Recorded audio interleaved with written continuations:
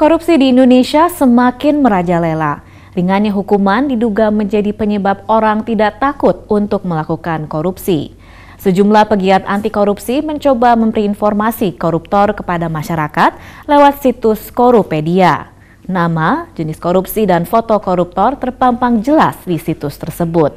Seperti apa ensiklopedia koruptor itu? Simak liputannya.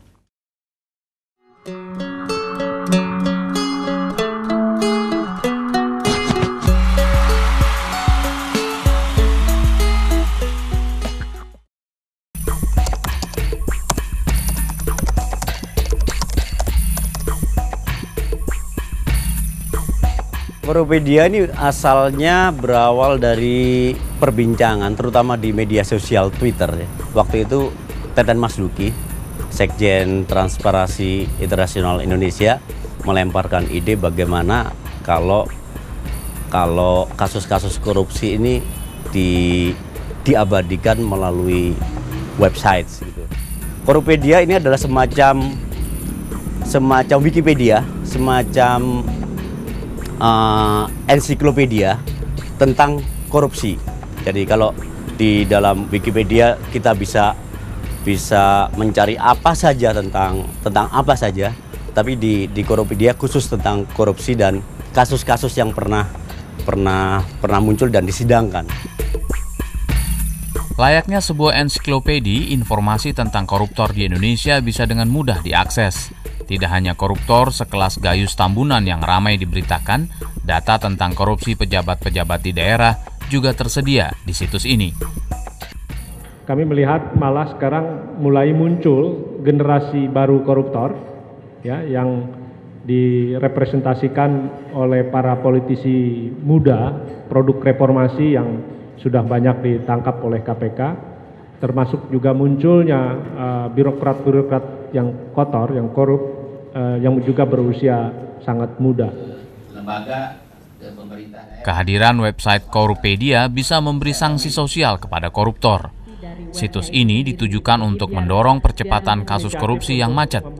Berbagai informasi seputar korupsi bisa dilaporkan melalui situs ini. Kami risau dan kami melihat bahwa tentu problemnya banyak, tapi kami melihat bahwa hukum untuk menjerat koruptor itu belum bekerja efektif. Indonesia Corruption Watch (ICW) mengapresiasi kehadiran website ini. Korupedia mengedukasi masyarakat untuk lebih mengerti permasalahan korupsi di Indonesia. Kami dari ICW saya kira sangat mengapresiasi secara positif ya diluncurkannya atau dibangunnya sebuah portal tentang ensiklopedia koruptor gitu, dan saya kira itu menjadi monumen digital yang mencatat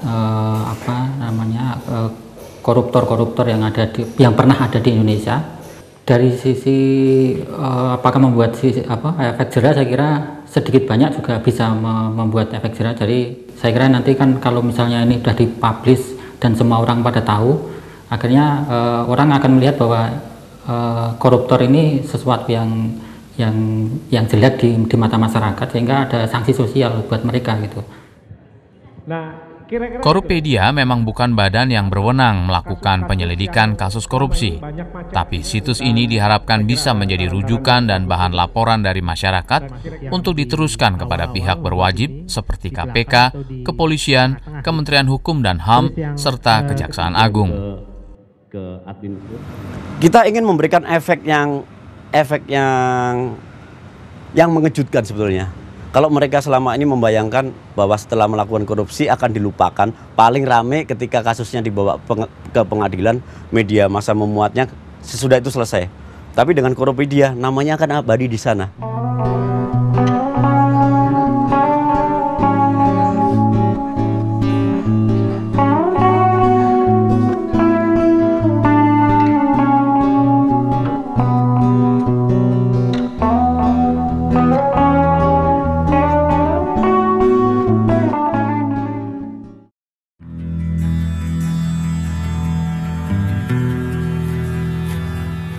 Pancasila yang menjadi dasar negara Indonesia memiliki 5 azas. Kelimanya itu sejatinya perekat seluruh komponen bangsa yang saling berbeda suku, agama, ras, budaya, dan adat istiadat. Semua bernaung di bawah Pancasila. Tapi kini Pancasila tidak lebih dari sebuah slogan. Indonesia menjadi negara yang ringkih akibat merebaknya intoleransi beragama dalam 10 tahun terakhir. Apakah Pancasila masih ada? Reporter Tempo TV Rio Rizalino melihat sejumlah peristiwa intoleransi di Indonesia dan mencari jawabannya untuk Anda.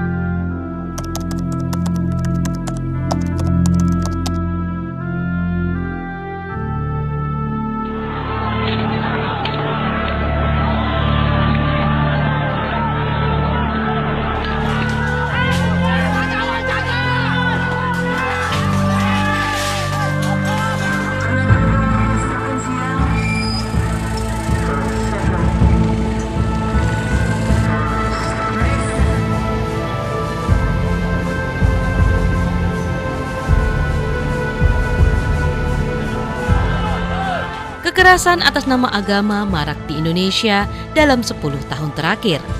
Masyarakat yang sebelumnya hidup rukun dalam keragaman kini cemas. Perbedaan seakan menjadi ancaman. 1 Juni 2008, pecah peristiwa Monas. Aliansi Kebangsaan untuk Kebebasan Beragama dan Berkeyakinan yang ingin memperingati hari lahir Pancasila diserang.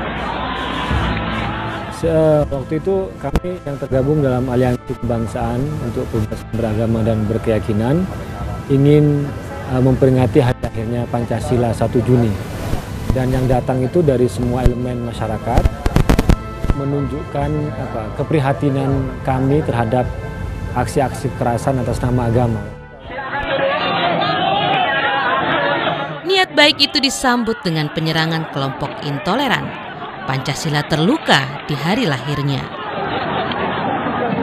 Jadi penyerangan itu sangat brutal ya, sangat brutal. Menyerang tidak peduli mana yang laki-laki, mana yang perempuan, mana yang anak-anak, pokoknya. Dan mereka ketika memukul itu dengan penuh kebencian bahwa mereka menuduh yang mengadakan acara itu Ahmadiyah. Indonesia menjadi negara yang penuh ironi. Kebenaran seakan dimonopoli kelompok mayoritas. Kelompok minoritas seperti Ahmadiyah dan Jemaat Kristen kerap jadi korban.